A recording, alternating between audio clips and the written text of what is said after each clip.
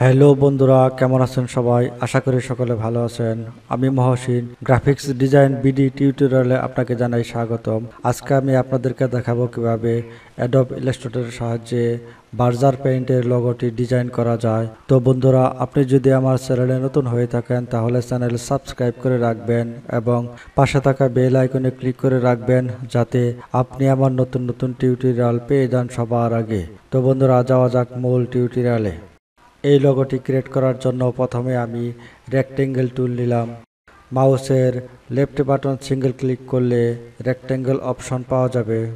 এখানে উইথ 310 এবং হাইট 190 রেখে ওকে ক্লিক করলাম। কালার অপশন থেকে ফিল কালার নান করলাম এবং স্ট্রোক কালার ব্ল্যাক দিলাম। এখন শেপটি কপি করার জন্য এডিট মেনু থেকে কপি, এরপর পাস্ট ইন ফ্রন্ট সিলেক্ট করলাম। এরপর মাউসের সাহায্যে শেপটির ডান পাশে মুভ করে শিফট বাটন হোল্ড রেখে এখানে ছেড়ে দিলাম। শেপটি রিসাইজ করার জন্য ট্রান্সফর্মে ক্লিক করে রেফারেন্স পয়েন্ট এখানে ক্লিক করলাম। উইথ 75 টাইপ করে এন্টার বাটন প্রেস করলাম। এখন শেপটি কপি করার জন্য মাউসের সাহায্যে শেপটির ডান পাশে মুভ করে shift plus alt button hold রেখে শেপ কপি করলাম। এই শেপটি স্প্লিট করব, এজন্য অবজেক্ট মেনু থেকে পাথ, এরপর স্প্লিট ইনটু গ্রিড ক্লিক করলাম। প্রিভিউ মার্ক রেখে এরপর রোস নাম্বার 3, কলাম নাম্বার 1 রেখে ওকে ক্লিক করলাম।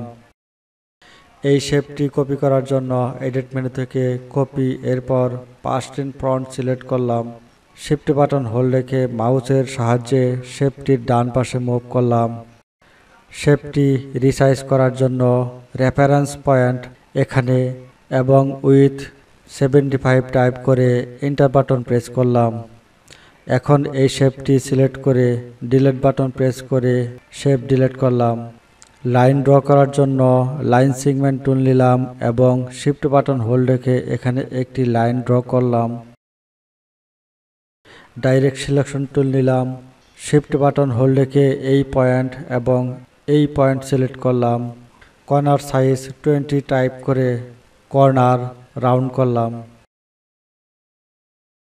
অল্ট বাটন হোল্ড রেখে এর সাইজ ছোট করলাম।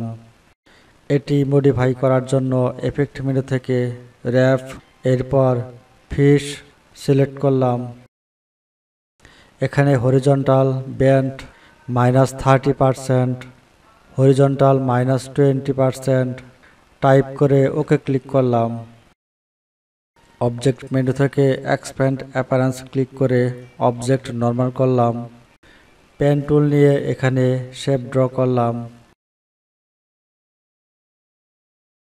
এখন সমস্ত অবজেক্ট সিলেক্ট করে শেপ বিল্ডার টুল নিয়ে অল্ট বাটন হোল্ড রেখে অবজেক্টের অপ্রয়োজনীয় অংশের উপর ড্রাগ করে কেটে নিলাম। কালার অপশন থেকে ফিল কালার সিলেক্ট করে প্রত্যেকটি colour step by step colour দিয়ে দেব। এজন্য প্রথমে কালার অপশন থেকে কালার সিলেক্ট করব, এরপর কাঙ্ক্ষিত শেপটির উপর ক্লিক করে কালার দিয়ে দেব। এখানে ব্ল্যাক কালার নিয়ে মাউসের সাহায্যে ড্রাগ করে শেপটির কালার দিয়ে দিলাম। সমস্ত অবজেক্ট সিলেক্ট থাকা অবস্থায় স্ট্রোক কালার নান করলাম। লোগোটি গ্রুপ করলাম। শিফট বাটন হোল্ড রেখে মাউসের সাহায্যে লোগোটি ঘোরালাম। এভাবে আমরা সহজেই বার্জার পেইন্টের লোগোটি ডিজাইন করে নিতে পারি। তো বন্ধুরা, আমার টিউটোরিয়াল যদি ভালো লাগে তাহলে ভিডিও লাইক করবেন। টিউটোরিয়াল বুঝতে যদি কোনো সমস্যা হয় কমেন্ট বক্সে কমেন্ট করে জানাবেন। ভিডিও বন্ধুদের সাথে শেয়ার করবেন।